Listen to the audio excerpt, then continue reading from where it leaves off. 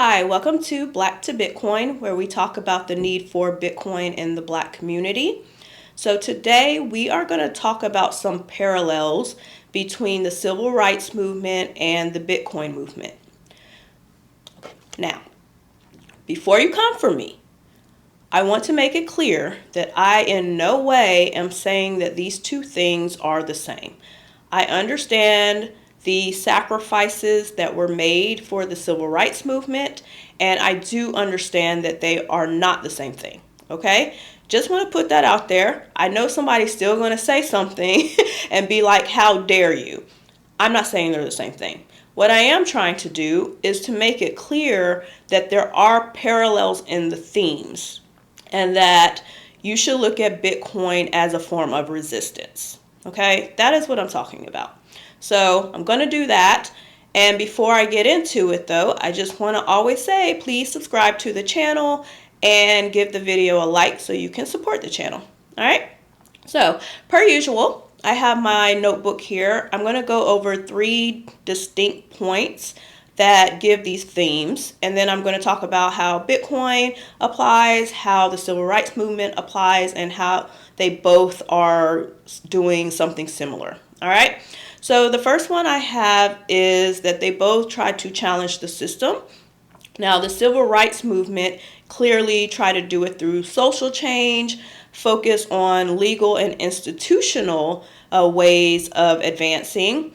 Bitcoin is more on the financial side, and it is about getting rid of gatekeepers altogether. But what those two things have in common is that they both focus on access, right? Who has the power and how to navigate that. So those are the similarities with that. I also have the pursuit of economic autonomy. So with the civil rights movement, economics was a part of it. The need for us to be independent and to have our own ways of making money, storing money, those things were all a part of that as well. It wasn't always just about laws and civil change. And on the other side of that, of course, Bitcoin, you are completely autonomous. There's no middleman at all. And I would say that Bitcoin has an advantage in this example because you don't have to rely on people to change the system. So even with the civil rights movement, you're fighting for all these legal rights and all of those other things, but you still have to rely on someone else to implement them and to make them possible. With Bitcoin, there isn't that issue. So I would give Bitcoin the leg up on that one because there is no institution, there's no barriers at all. No banks, no government. You own the Bitcoin, and nobody can control it. Okay, so that is the comparison with that. How they are both related is that they both reduce the reliance on systems and the middleman. Okay? Even though the civil rights movement doesn't really get rid of the middleman. I should even just take that back. But they do, focus on the system. Okay? The third one, and this one is actually not a parallel. It's more something that I believe should be a parallel, but it does explain how both operate. And that is the collective versus the individual aspects of it. Of course, the civil rights movement is called a movement because it was a collective. We all came together and we made the points made. We took, we did the boycotts, we did the protests, we, not assimilated, what's the word? We created groups and things like that. I can't think of the word, but we assembled. And created lots of groups and things like that. So those were on a completely social and collective way of doing things, while Bitcoin is very individual. So you get the custody, you hold it, and then when people really talk about generational wealth, they're talking about storing it for the next generation. But we're not talking about just, collectively talking about it. And I want to make the point that I think that should change. I think that we should be talking more as a group and be spreading the word more about how Bitcoin can benefit us. And I think if we can push the points that I just mentioned a little bit more, people will understand it better. Because I think when we just say, Bitcoin or Bitcoin builds generational wealth, it doesn't have any backing behind it, and people don't see any relation to anything.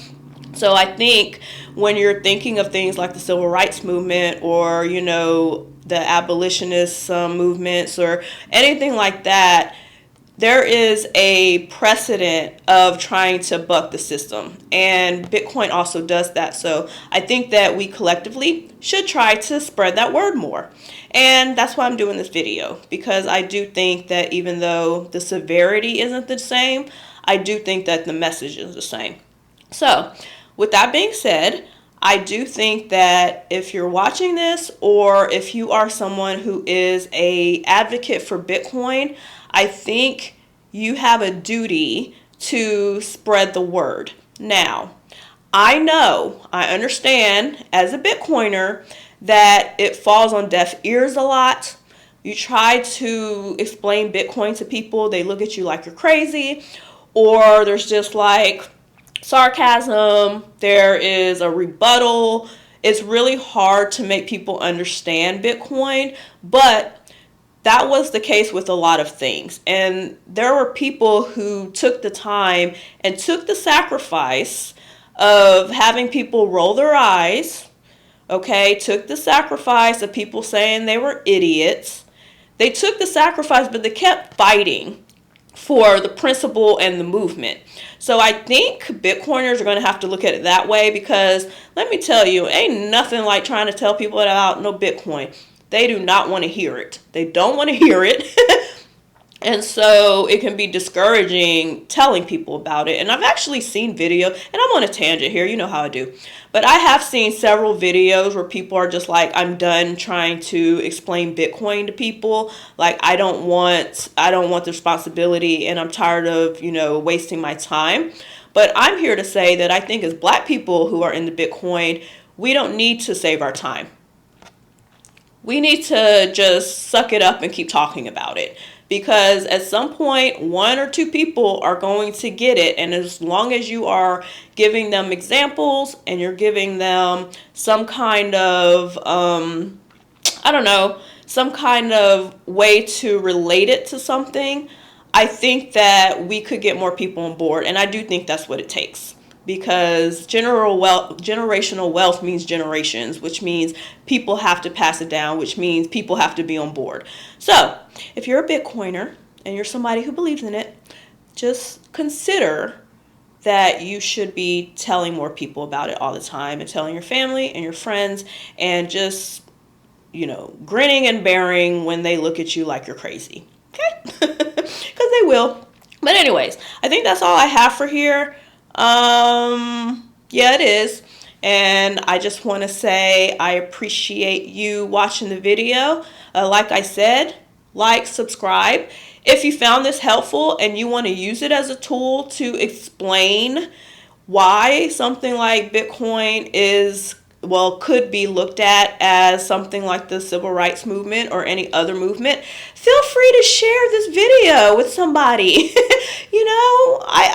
I can cut out some of the work for you, Just tell them, yeah, watch this video. She's talking about the civil rights movement. Yep, you can do that, okay? All right, so thanks for watching. Hope you have an amazing day, and I will talk to you next time. Bye.